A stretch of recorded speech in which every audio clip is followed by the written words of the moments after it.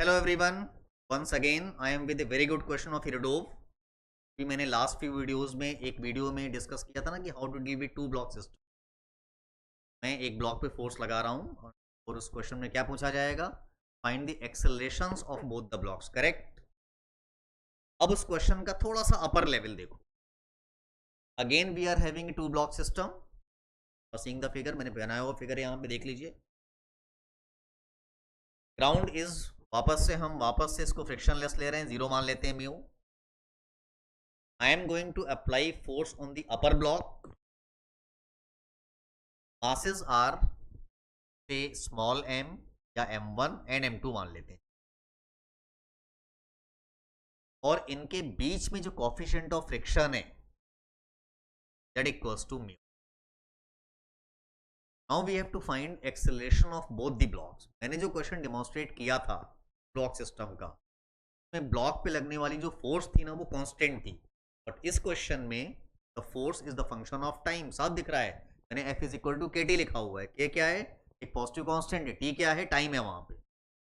यहां मुझे दोनों ब्लॉक्स का ए चाहिए।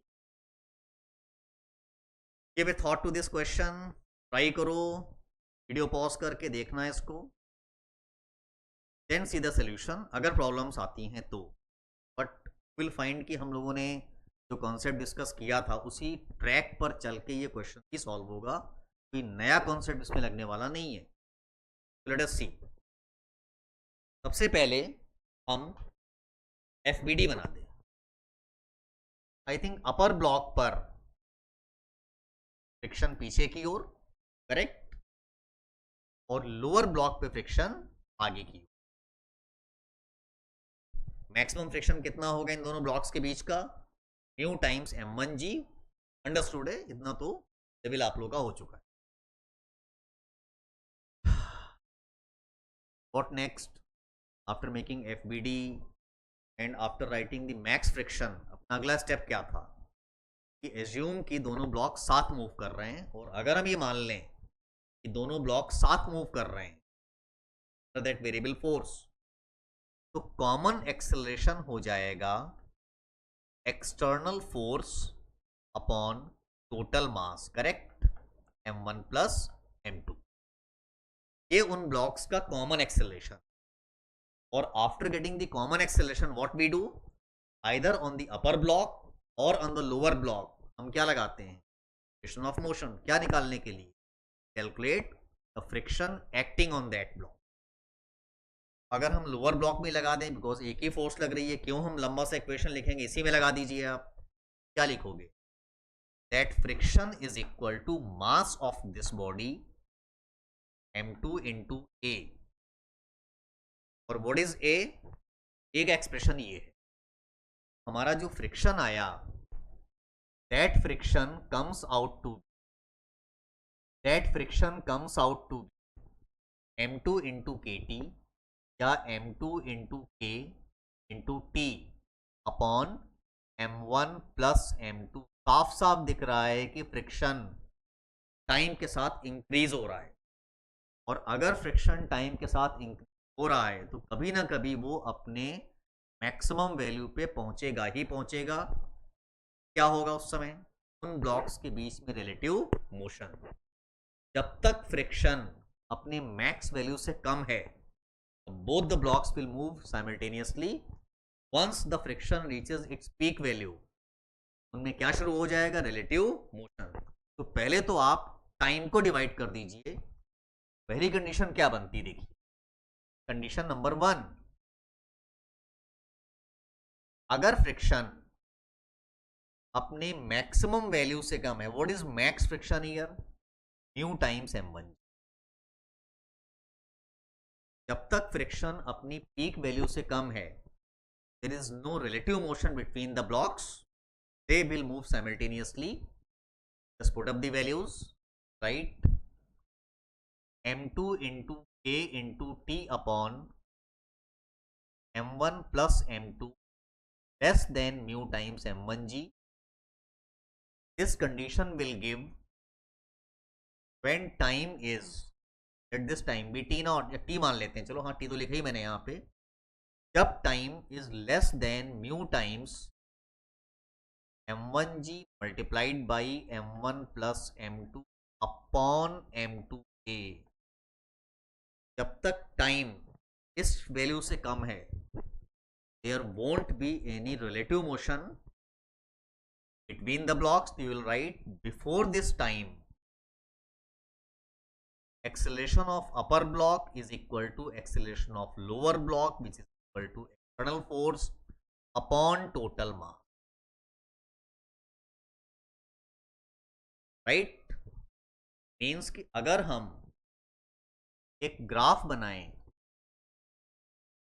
तो वाई एक्सिस पे एक्सेलरेशन है और एक्स एक्सिस पे टाइम है, let this special time be t not.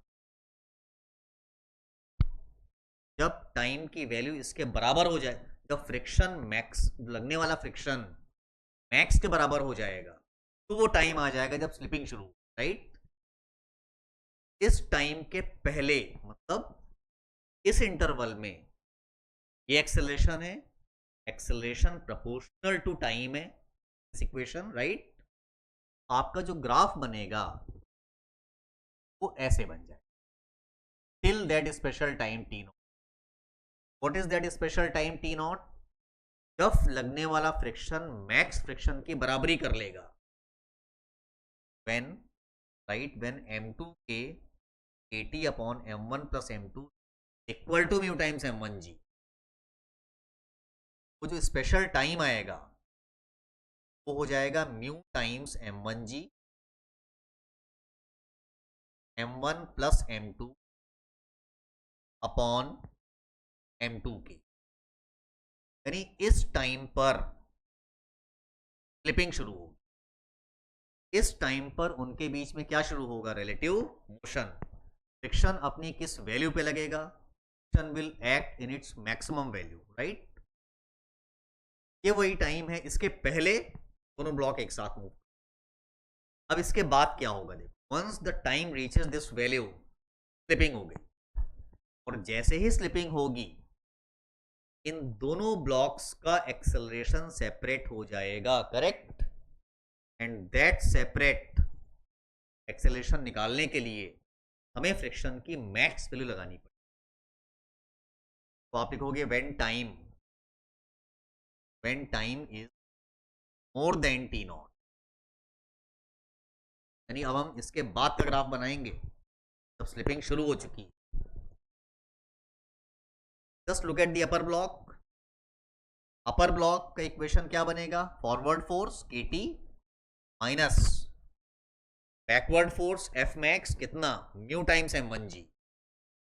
kt minus mu times m1g is equal to m1 into 1। Upper block का एक्सेलरेशन है, get this equation, acceleration time का function होगा and that acceleration of upper block is equal to k upon m1 into t minus mu times g।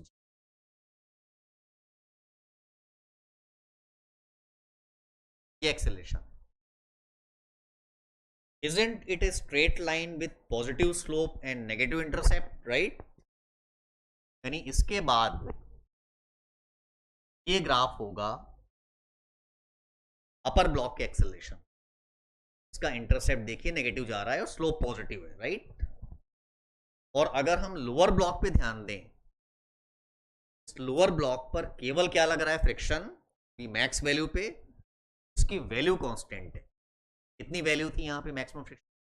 Mu times m1g। तो for lower block you will write mu times m1g is equal to mass of the lower block into its acceleration। तो ये दोनों एक्सेलरेशंस हैं after that time. कौन सा time? जिस time पर लगने वाला फ्रिक्शन मैक्स की बराबरी कर लेगा, that time is given by this expression. अब इस ग्राफ को अगर हम बनाएंगे a2 का, तो आई थिंक a2 क्या आ गया? This upon m2। यहां से m2 हटा दे रहा हूं, it a constant here. Constant का मतलब ये हो गया, will get a constant. This is your a2 and this is what A1, और इस टाइम के पहले both the blocks are having common A, in which the A is proportional to time, means line passing from origin and positive slope.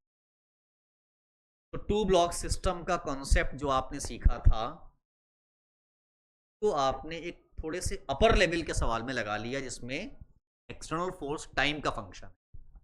I hope कि this explanation must have helped you in clear your concepts further.